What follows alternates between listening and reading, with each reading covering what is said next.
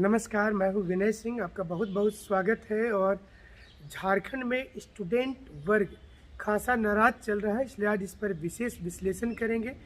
JPSC में उम्र को लेकर जो नया विवाद सामने आया है, इस पर भी बात करेंगे। और क्या ये जो विज्ञापन और अधियाचना को वापस लेने के बाद भी क्या नौकरी बच सकती है, नए स्टूडेंट्स को अपॉर्चुनिटी कैसे मिलेगा, ये बताएंगे। और ये सब के बीच में केंद्र सरकार की दो नई स्टूडेंट के लिए अच्छी खबर की बात करें। केंद्र सरकार की खबरों में शुरू करेंगे कि ओबीसी के लिए जो बैकलॉग वैकेंसी हजारों में पड़ी हुई हैं, बची हुई हैं, उसे मार्च महीने में प्रकाशित कर दिया जाएगा और नई वैकेंसी निकाली जाएगी। तो जो ओबीसी कैंडिडेट है, जो सीट खाली रह गया है, इसे निकाला जा रहा है और बैकलॉग वैकेंसी को पूरा किया जा रहा है। वहीं दूसरी ओर यूजीसी नेट में 31 वर्ष की अधिकतम आयु कर दी गई है। पहले ये 28 वर्ष था, इसे बढ़ाकर 31 वर्ष किया गया है फेलोशिप के लिए। ये अच्छी खबर है। लेक्चररशिप के लिए कोई एज सीमा पहले से ही नहीं है, उसे रखा गया है। लेकिन झारखंड में इस समय स्थिति ठीक नहीं है। हमने कल के अपने शो में hashtag no job in Jharkhand को किया था और बड़ी संख्या में आपने इसे रिट्वीट किया। और आज जो हमारा टैग लाइन होगा, आज आप ट्विटर में हमें फॉलो करेंगे विनय कुमार सिंह 1510 में, और आप उसमें हैशटैग लिखने के बाद बेरोजगार झारखंड, हैशटैग बेरोजगार झारखंड आपके स्क्रीन पर इस समय में आ रहा होगा, हैशटैग बेरोजगार झारखंड। और इसे आप बड़ी संख्या में रिट्वीट कीजिए, इसे ट्रेंड करवाइए, ताकि झारखंड सरकार इस पर जरूर से सोचे। झारखंड में कई लोगों की नौकरी बैठे बैठे चली गई, उनकी ज्वाइनिंग भी नहीं हुई थी, ज्वाइनिंग होने ही वाली थी कि नौकरी चली गई। अब क्या विकल्प आ सकता है? कल बाबूलाल मारंडी का भी प्रेस कॉन्फ्रेंस हुआ, पंचायत सचिव के अभ्यर्थियों ने भी प्रेस कॉन्फ्रेंस किया और टेट के अभ्यर्थी भी प्रेस कॉन्फ्रेंस करने वाले हैं। ये सबके पीछे की मंशा आपको समझाएंगे और आपको ये बताएंगे कि इससे क्या कुछ होगा। अब सरकार ने तो अपनी ओर से फैसला दे दिया है, लेकिन सुप्रीम कोर्ट में सोनी कुमारी का फैसला आना बाकी है। लिहाजा एक ऑप्शन अभी बचा हुआ है कि सोनी कुमारी के फैसले पर क्या बोला जाता है सुप्रीम कोर्ट के द्वारा। दूसरा कि इस मुद्दे को लेकर स्टूडेंट्स फिर से एक बार उच्च न्यायालय में जा सकते हैं। हमारे साथ कई स्टूडेंट्स की कल बातचीत हुई, उन्होंने कहा है कि डॉक्यूमेंट्स वेरिफिकेशन के बाद में फिर उनको नौकरी से हटा देना गलत है। 11 जिले की अगर नियुक्ति होती है और 13 जिले की नियुक्ति नहीं होती है, तो ये भी सरासर अन्याय होगा, गलत होगा। इसलिए इसे भी ठीक किया जाए। यानी कि 11 और 13 जिले को लेकर के जो कन्फ्यूजन चल रहा है स्टूडेंट में कि क्या 11 जिले वाले की नियुक्ति बच जाएगी और 13 जिले वाले की नियुक्ति चली जाएगी। सरकार फिलहाल तो 11 और 13 में तोड़ करके देखना चाहती है। अभी अगर 13 जिले वाली की नियुक्ति चली जा रही है और ये अगर लागू हो जाता है, तो ये मत समझिए कि 11 जिले वाले की नियुक्ति हो जाएगी। चाहे ही सचिव ने अपने विज्ञापन संख्या का उल्लेख किया हो, जो चिट्ठी आप दिखा रहे हैं, आपको यकीन करना होगा कि सरकार फिर 15 दिनों के बाद इन 11 जिलों की भी नौकरी ले लेगी। इसलिए ये समय एकजुट होने का है, तमाम स्टूडेंट को एक साथ खड़े होने का है, ताकि सरकार आपके दबाव में आए और सबके बारे में सोचे। अगर इस मुद्दे पर नौकरी जाने का कोई विकल्प ही नहीं बचता है, क्योंकि स्टूडेंट्स डॉक्यूमेंट्स वेरिफिकेशन करवा लिए थे, उनकी रिजल्ट में निकली थी, पीटी रिजल्ट निकली थी, मेंस रिजल्ट निकली थी, लेकिन अगर कोई रिजल्ट अभी तक प्रकाशित ही नहीं हुआ था, तो फिर 13 और 11 का कहाँ से जिक्र आ जाता है? फिर इसमें सोनी कुमारी का जजमेंट जो भी होगा, उस अनुसार से रिजल्ट निकाला जाना चाहिए। इस आधार पर कोर्ट में सारे लोगों की नौकरी फिर से मिल सकती है, अगर वो ये अप्लाई करे कि 13 और 11 का तो कोई बात ही नहीं है। अगर पंचायत सचिव की बात करें, लिपिक की बात करें, सिपाही और एक्साइज वाले की बात की जाए, इंटर स्तरीय की बात की जाए, तो कहीं भी 13 और 11 का कोई इसमें जिक्र नहीं है और ना ही कोई रिजल्ट 13 और 11 पर अभी तक आया है। तो सवाल ये उठता है कि इसमें लापरवाही क्यों की जा रही है? यानी कि जो रिजल्ट बना हुआ है, आप उसमें 24 जिले का मेरिट लिस्ट बना सकते हैं, 13 और 11 का दिखावा नहीं कर सकते हैं। सवाल ये उठता है कि फिर इतना बड़ा डिसीजन सरकार ने क्यों लिया? नई सरकार से लोगों को बहुत उम्मीद थी, लोग नौकरी के लिए लगातार दबाव बना रहे थे। गवर्नमेंट के पास जॉब नहीं है, लिहाजा उन्हें लगा कि अगर इन तमाम लोगों को लगभग 6000 वैकेंसी है, अगर ये नौकरी मिल जाती है तो इसमें क्रेडिट पुरानी सरकार को मिल जाएगा। यानी कि पुरानी सरकार और नई सरकार की नाक की लड़ाई में आम स्टूडेंट्स को घाटा हो रहा है। और अगर ये सरकार कोई काम करती है और नई सरकार आती है तो वो सरकार फिर से अपना अगर डिसीजन चेंज कर देगी तो इसमें आम स्टूडेंट्स को फिर से घाटा हो जाएगा। इसलिए यहाँ पर ये समझना पड़ेगा कि गवर्नमेंट को कि युवा आपके साथ बहुत उम्मीद लगा के रखे हैं, आप उनकी बातों को अन्यथा नहीं लें और उनको नौकरी दें। नए अपॉर्चुनिटी भी हैं उन बच्चों को भी। आज जो लोग इसका समर्थन कर रहे हैं कि बहुत अच्छा हुआ कि वैकेंसी कैंसिल हो गई, वो ये सोच करके कर रहे हैं कि उनको एक मौका मिलेगा परीक्षा लिखने का, फिर से एग्ज़ाम होगा। लेकिन आपको ये भी सोचना है कि जो आज इन बच्चों के साथ हुआ वो आपके साथ भी आगे चल करके हो सकता है। इसलिए आप इस समय इन तमाम विद्यार्थियों का साथ दीजिए जिनकी नौकरी लगने वाली थी। सरकार ज़बरदस्ती इनकी नौकरी को वापस ले रही है। और हमारा साथ दीजिए ट्विटर में जो इस समय एक ट्रेंड हम चला रहे हैं, और हैशटैग बेरोजगार झारखंड को बड़ी संख्या में आप ट्वीट कीजिए। विनय कुमार सिंह 1510 को आप ज़रूर से फॉलो कीजिए ताकि हम आपकी आवाज़ बन सकें और सरकार के ऊपर में दबाव डाल सकें। खबर ये भी आ रही है कि वैकेंसी खाली है। सरकार, आपको याद होगा कि जब स्थापना दिवस मनाया जा रहा था और जब सरकार का 1 साल पूरा हो रहा था, 2 अवसर पर सरकार के तमाम मंत्री ने कहा था कि मार्च महीने तक में हम 15,000 लोगों को मिनिमम नौकरी दे देंगे, ज्वाइनिंग चिट्ठी दे देंगे। क्या वो लगता है कि अब मिल पाएगा?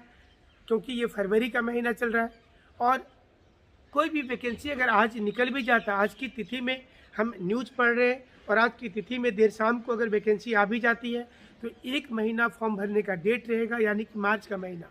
एग्ज़ाम मई जून में होगा तो फिर कैसे संभव है? यानी कि हर दिन एक नया झूठ बोलना, क्या इससे सरकार को समझ में नहीं आ रहा है कि युवा सब कुछ समझ रहे हैं? और इसमें गवर्नमेंट का क्या जाता है? अगर वो नौकरी देते हैं तो कौन से मंत्री और विधायक को अपनी खेती बाड़ी की ज़मीन बेचनी पड़ेगी? किस मंत्री और विधायक को अपना पुश्तैनी मकान बेचना होगा?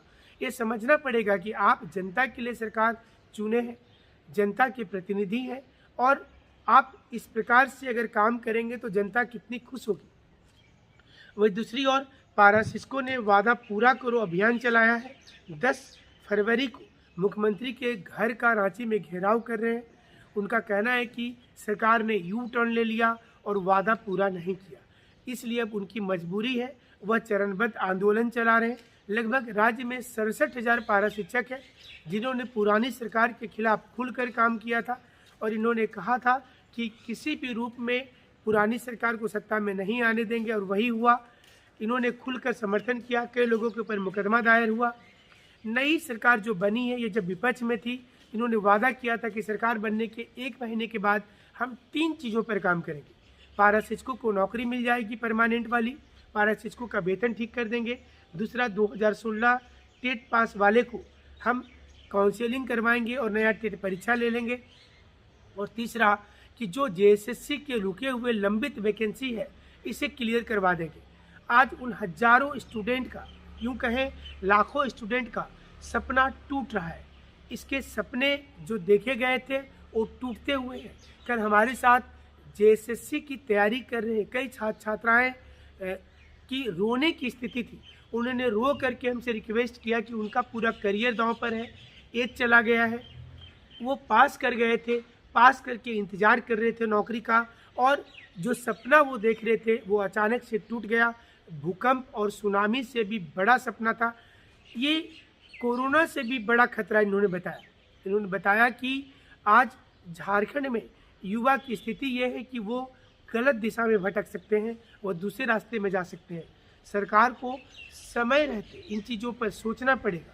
उन्हें सोचना पड़ेगा कि युवा क्या सिर्फ और सिर्फ ठगे जाएंगे, चाहे सरकार ये हो या सरकार वो हो। आपने देखा होगा कि कल देर शाम को बाबूलाल मरांडी, अमर कुमार बावरी और तमाम नेताओं ने प्रेस कॉन्फ्रेंस किया। उन्होंने कहा कि जो स्थानीयता नीति की बात की जा रही है वो ठीक थी, इसमें जल्द से जल्द नौकरी मिल जानी चाहिए। यहाँ पर सवाल ये भी उठता है कि जब वो लोग सत्ता में थे उस समय में नौकरी क्यों नहीं दी, क्यों ऐसा उलझा करके रखा जिसमें लिटिगेशन के काम आ गए। और आज जो सरकार है वो अभी नहीं सीख रही कि यही युवा ने पिछली सत्ता को बदल दिया था, और आज अगर युवा नाराज हो जाते हैं तो दिक्कत हो जाएगी। इसलिए हमारा रिक्वेस्ट होगा मुख्यमंत्री से, हमारा रिक्वेस्ट होगा कांग्रेस से कि आप सत्ता में हैं, आप समझिए झारखंड मुक्ति मोर्चा के लोग और जेएमएम के साथ कांग्रेस के लोग कि युवा के लिए नौकरी तो निकालिए।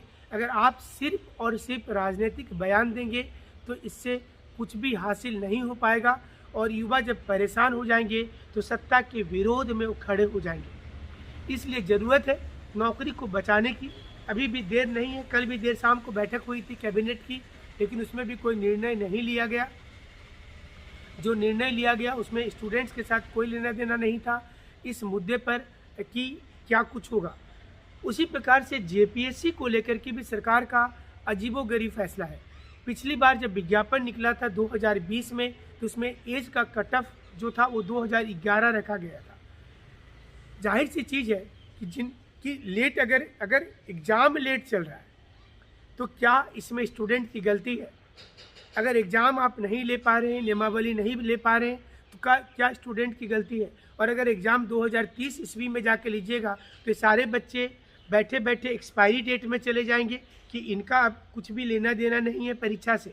इसलिए ज़रूरत है जेपीएससी को फिर से एक बार विचार करने की। जेपीएससी को ये विचार करने की ज़रूरत है कि वह स्टूडेंट के बारे में सोचे, वह समझे कि स्टूडेंट जो है वो सही मायने में स्टूडेंट क्या सोचते हैं। और जिस समय में वो तैयारी कर रहे होंगे, जेपीएससी के अध्यक्ष अमिताभ चौधरी जी से हम कहना चाहते हैं कि जिस समय वो तैयारी कर रहे थे क्या उनके पास इस प्रकार की चुनौती नहीं आई थी?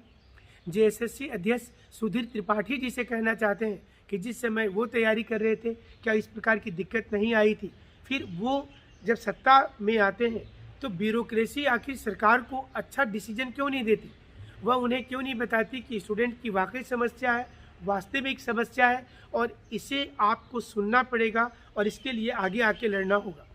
सवाल ये नहीं है कि जेपीएससी एग्ज़ाम आप ले लीजिए। आप जेपीएससी एग्ज़ाम लेते हैं तो उन लोगों को मौका दीजिए जो 5-6 वर्षों से इस एग्ज़ाम के इंतज़ार में थे। उनकी गलती क्या थी? आप बैठे बैठे उनका एज ख़त्म कर दे रहे हैं। उन बच्चों के लिए आप 2016 कटअप अभी कर रहे हैं। आप 11 के बाद परीक्षा आपकी कब हुई है ये देखने की ज़रूरत होगी।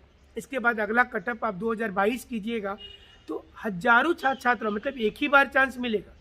जहाँ यूपीएससी में 5 अटेम्प्ट मिलने के बाद कोरोना को देखते हुए एक्स्ट्रा चांस दिया जा रहा है, वहीं जेपीएससी जो परीक्षा रेगुलर नहीं लेती है और वो बीच के 5-10 साल गायब कर देती है, तो आप अंदाज़ा कर सकते हैं कि कहाँ से आपको अच्छे और होनहार स्टूडेंट मिलेंगे।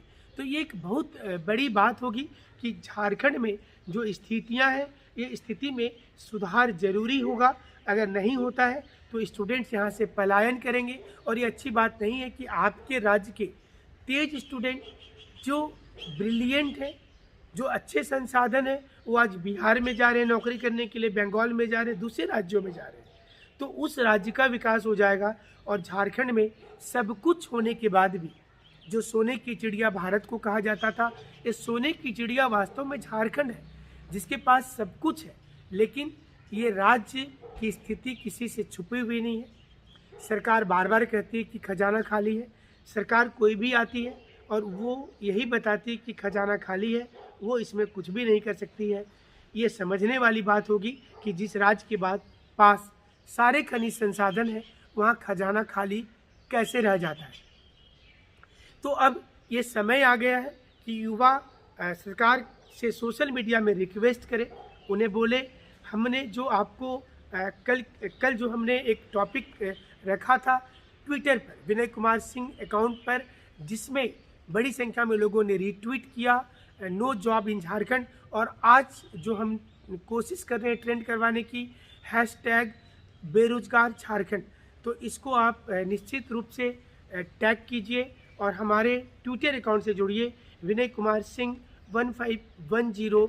हम कोशिश करेंगे कि आपकी आवाज़ सरकार तक पहुंचे, उनसे बातचीत सीधे तौर पर की जाए। हमारे साथ आप ऐसे जुड़े रहेंगे क्योंकि कौन सी वैकेंसी चली जाएगी, कौन सी वैकेंसी बचेगी, ये बहुत बड़ा मुद्दा नहीं है, ये सरकार कभी भी बदल देती है। क्या कोई भी लोग ये सोचा था कि ये वैकेंसी सरकार वापस ले लेगी जिसमें इंटर स्तरीय वैकेंसी होगा, जिसमें पंचायत सचिव और लिपिकीय वैकेंसी होगा, जिसमें टेट वाले वैकेंसी होंगे? कोई नहीं सोचा था, ये अचानक से हो गया। इसलिए जो लोग आज इस इंतज़ार में हैं कि इसमें सिविल कोर्ट का नाम नहीं लिखा हुआ है, इसमें जेल कारा का नाम नहीं लिखा हुआ है, इसमें 13 और 11 जिले का नाम नहीं लिखा हुआ है, उन्हें समझना पड़ेगा कि ये सरकार की एक चाल है जिसमें स्टूडेंट को पहले तोड़ देना चाहती है और उसके बाद उन लोगों की भी नौकरी छीन ली जाएगी। इसलिए तमाम लोग को इकट्ठा होकर आज आवाज़ उठाना होगा। आपको सरकार से रिक्वेस्ट करना होगा, गांधीवादी तरीके से करना होगा और सरकार से ये बोलना पड़ेगा कि उनकी आखिर गलती कहाँ पर है कि जो लोग तैयारी में बैठे हुए थे, आप जिस क्षेत्र में रहते हैं आप उस क्षेत्र के विधायक से मिलिए, आप अपने जनप्रतिनिधियों से मिलिए, उसकी फ़ोटो हमें भेजिए, उनसे ये बात कीजिए कि आखिर चुनाव के वक्त जो कुछ बोला गया उससे यू टर्न क्यों लिया जा रहा है, इसकी सरकार की क्या प्रॉब्लम है, वो क्या चाहती है और बैठे बैठे लोगों की नौकरी क्यों छीन रही है। हमारे साथ आप ये जुड़े रहिएगा, ऐसे ही लगातार हम आपकी आवाज़ उठाते रहेंगे। हमारा टेलीग्राम चैनल vinayIASacademy.com से भी जुड़ सकते हैं, हमारे साथ व्हाट्सएप पर भी जुड़ सकते हैं 9431156794 पर। हमारे साथ जुड़ने के लिए आप सभी का शुक्रिया, धन्यवाद।